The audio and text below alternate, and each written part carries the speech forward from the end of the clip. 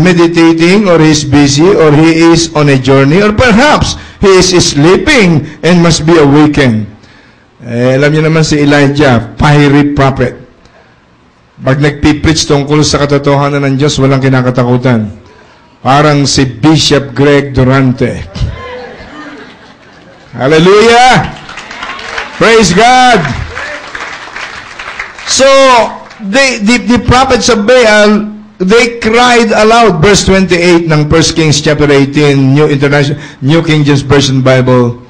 So they cried aloud and cut themselves, as was their custom, with knives and lances, until the blood gushed out on them.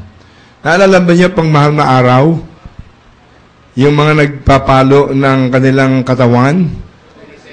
At pagkatapos sinusugatan yung kanilang katawan para lumabas yung dugo. Naalala ko, dito pala nang galing yun, yung costume na yun, ano? Nakita nyo dito sa verse 28, so they cried aloud and cut themselves, as was their custom, with knives and lances, until the blood gushed out on them. And when midday was past, they prophesied until the time of the offering of the evening sacrifice. But there was no voice, no one answered, no one paid attention. Madali pong salita, dumating na yung time ni Elijah. Si Elijah naman ang kukuha ng panahon para tumawag sa kanyang Diyos. Ano po ang sabi rito sa verse 30? Then Elijah said to all the people, "Come near to me." So all the people came near to him.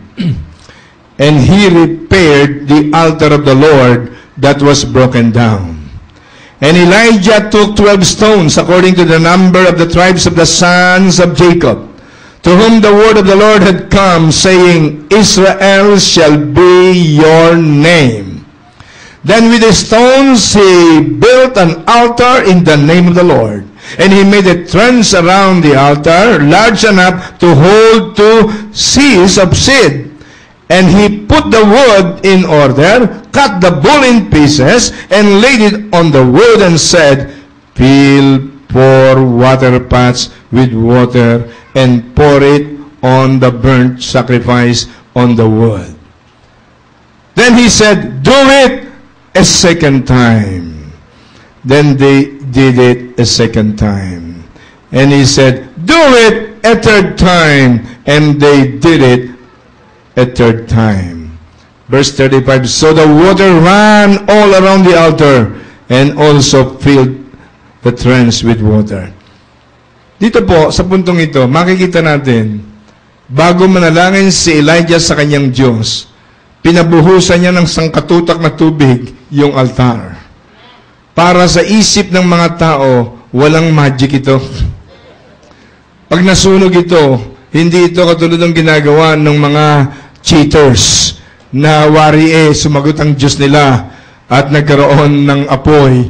Yung pala sa ilalim, sa underground, merong kalburo, meron hong sikreto na biglang lumalabas yung apoy. Kaya yun ho ang sabi ng mga Bible scholars, 3 beses sabi ni Elijah, paligiran, buhusan nyo ng tubig, bumaha ho doon sa altar at sa paligid. Pero makikita ho natin ng verse 36 ng 1 Kings chapter 18, and it came to pass at the time of the offering of the evening sacrifice that Elijah the prophet came near and said, nanalangin na ho si Elijah. Ano po ang sabi? Lord God of Abraham, Isaac, and Israel, let it be known this day, that you are God in Israel, and I am your servant, and that I have done all these things at your word. Hear me, O Lord, hear me, that this people may know that you are the Lord God, and that you have turned their hearts back to you again. Verse 38, then the fire of the Lord fell and consumed the burnt sacrifice, and the wood, and the stones, and the dust, and in the trench, and the dust, and it licked up the water that was in the trench. Now when all the people saw it, they fell on their faces, and they said, the Lord, He is God! The Lord, He is God! Palakpakan natin ang Panginoon. Amen! Verse 40, and Elijah said to them, "Seize the prophets of Baal, do not let one of them escape." So they seized them. Elijah brought them down to the brook Kishon and executed them there. Nung panahon na yun, talagang uso yung ganun eh. Oh. Anyway ho, ang lesson ho rito na gusto kong iwanan sa inyo, ilang lessons. Sumagot ang Diyos na may gawa ng langit at lupa. The God who created the heavens and the earth answered a very short prayer of Elijah. But you can see, Elijah did something. May ginawa si Elijah bago lumapit sa Diyos.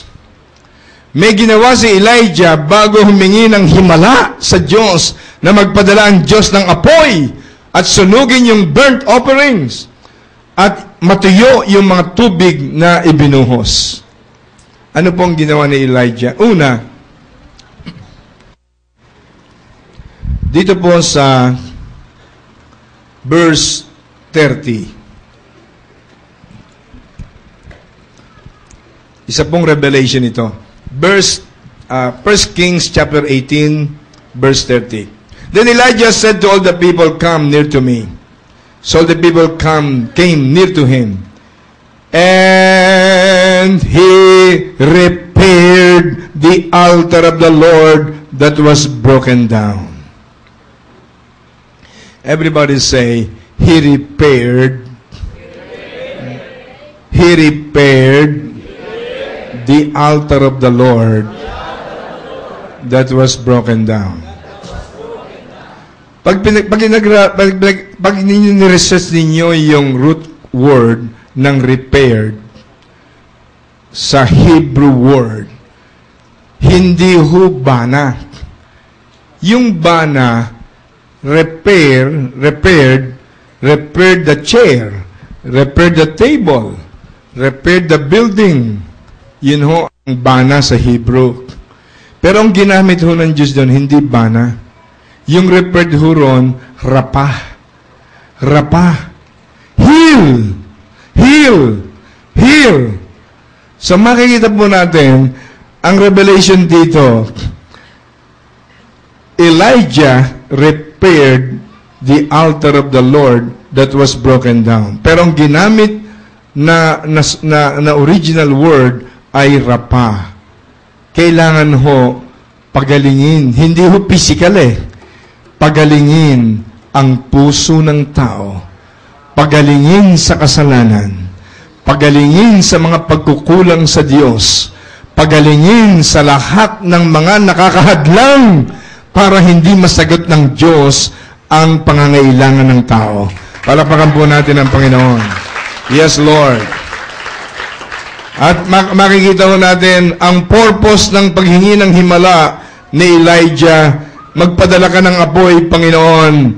Ang sabi rito ng verse, dito sa prayer ho, ulitin ko sandali sa verse 36. Lord God of Abraham, Isaac, and Israel, let it be known this day that you are God in Israel. I am your servant, and that I have done all these things at your word. Verse 37, hear me, O Lord, hear me, that this people may know that you are the Lord God, that you have turned their hearts back to you again. Makikita po natin ang ultimate motive ni Elijah, not for himself. Ang motive ho niya paghingi ng pagpapala at himala sa Diyos, hindi para sa kanyang sarili. Kung hindi para ang mga tao ay maniwala na yung Diyos na kanyang tinatawagan ng tunay na Panginoon at tunay na Diyos, na ibigay sa Diyos ang pinakamataas na antas ng papuri at parangal, hindi sa kanyang sarili. Alam ko mayroong special calling ang Panginoon at tinataas ng Panginoon ang calling sa biyaya ng Diyos Christian Fellowship. Hindi dahil kaibigan ko si Brother Greg, hindi dahil ako'y naniniwala lamang sa kanya. I sense in my spirit the evangelistic and passionate heart of the founder of this church has already touched the heart of God. Kaya meron hong continuity itong ministry na ito.